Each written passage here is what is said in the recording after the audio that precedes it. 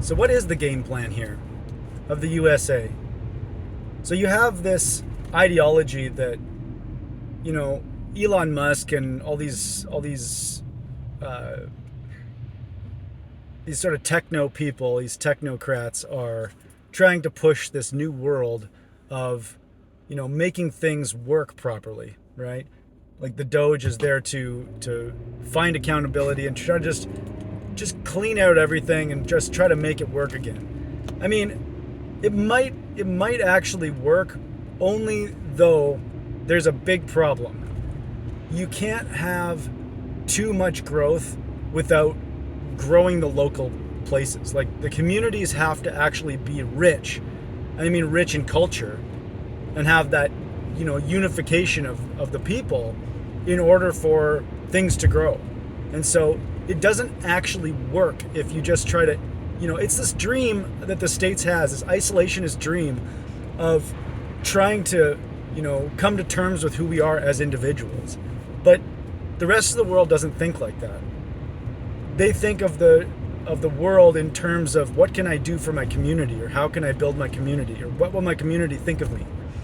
And the US is all, in the North America, the Western world has a lot of individuation attached to its, success, its measures of success. So as a game plan, militarily, you can't really take things over by military. You can't kill people because they'll just turn on you, right? Like you couldn't just take over Canada by military force. Like that just wouldn't work. You'd have to kill us all. And then what do you got? You got a bunch of land? Great. You already had the resources. You didn't really need it. So there's no real point except for geopolitical. So really, if if the US decides to militarily take over Canada, the only thing that they'll do is kill us all, number one.